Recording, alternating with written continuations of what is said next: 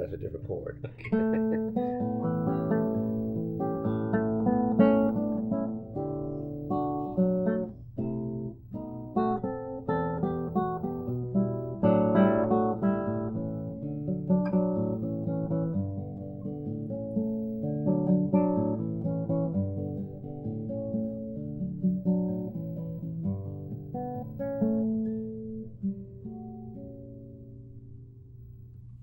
Yeah. John Knowles. Did I say Dr. John Knowles, CGP? That's right. So many letters, you know. I know. Well, you've told me you've got so many nicknames. Yeah. How many do you have?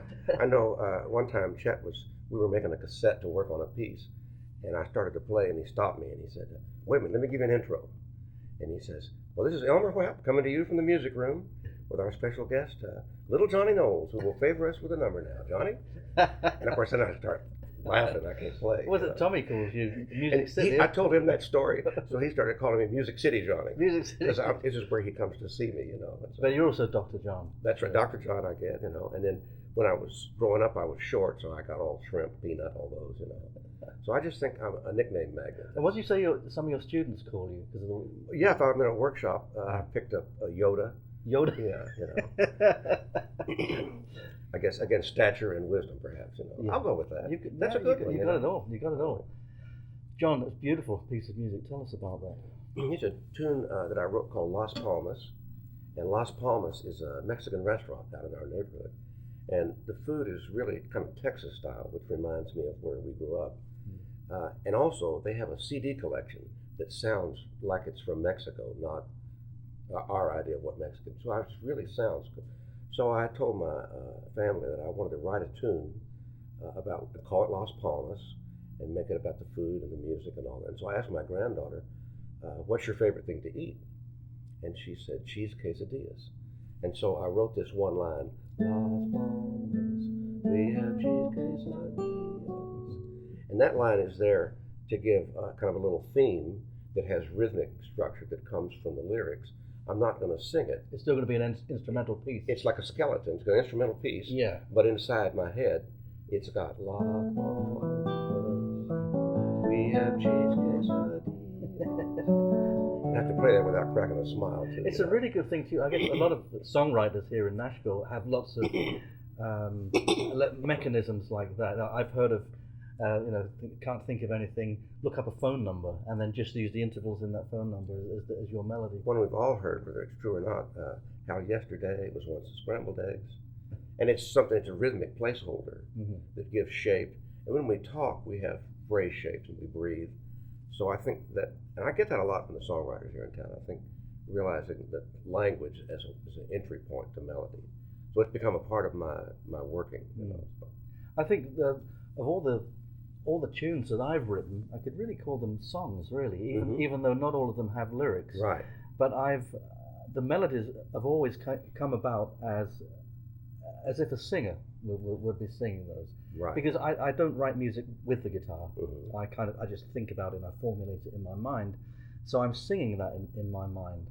And with that, something I very strong with my students is to say, well, put everything in phrases, like poetic phrases, and you've got to breathe. You've got to think about that point where you breathe. With guitar players, and it's a fingers don't need to breathe. Well, it can be a big problem, particularly with a lot of jazz players. Yeah.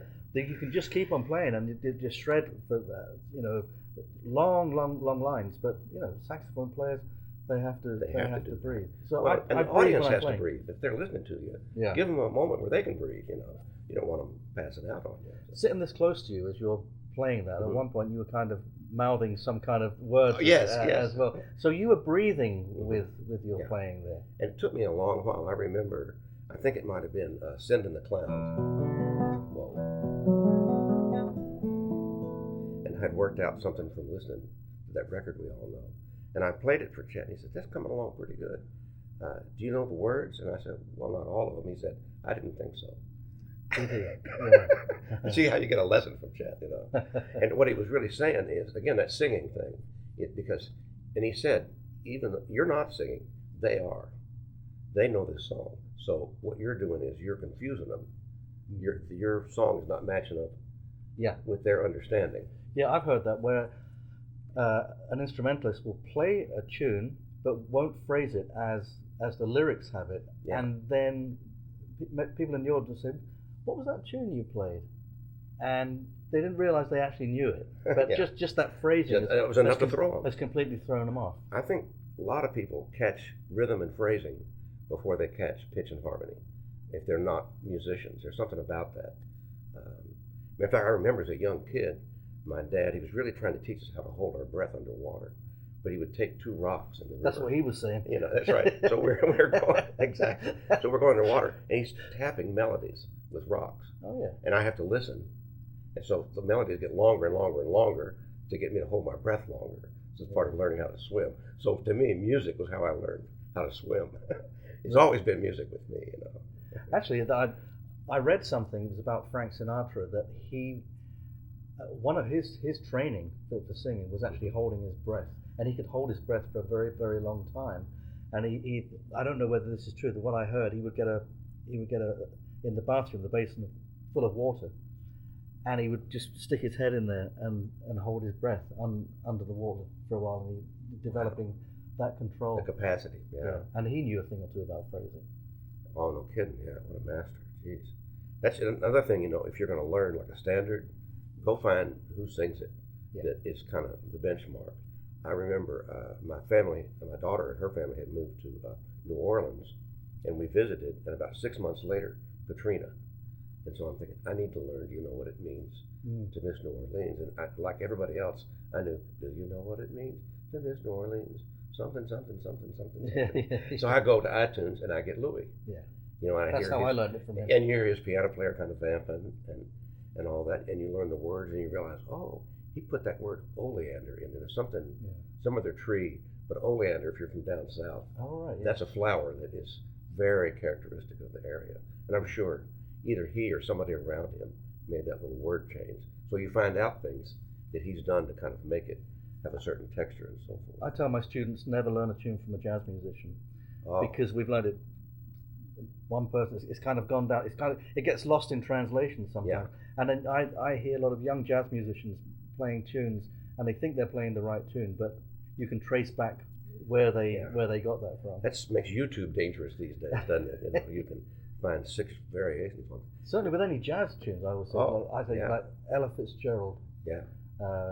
My favorite singer. Yeah. Ella Fitzgerald, Sinatra, Peggy Lee. Yeah. You know, they're just they got it. Yeah. Well, and they know how to present it and then do embellishments and variations. And another one that's like that is fake books. And the fake books come from sometimes songwriters who don't know much about harmony. So they put these chords in there. But sometimes they come from a bunch of jazz guys who edited the fake book to be cooler. Yeah. So you don't know. I remember watching the movie that has My Foolish Heart. Oh, yeah. And it's like this. Da, da, da, da, da, da, da. Yeah. It's like Blue Moon. Yeah. Da, da, that's how it would have been. Da, da, da. You know, but then you hear Bill Evans. Da, da, da, da, da, da, da. You know, it's a whole different thing. So that's the way everybody thinks of it now. Yeah. But if you watch the movie, it's not that way. This whole thing of like scrapbooking and researching and finding little tidbits, and then when you work on something new, all of that stuff is there. And I'll make little notes of it, try to play it, so I have a collection of pieces like Lego that can be used later, you know.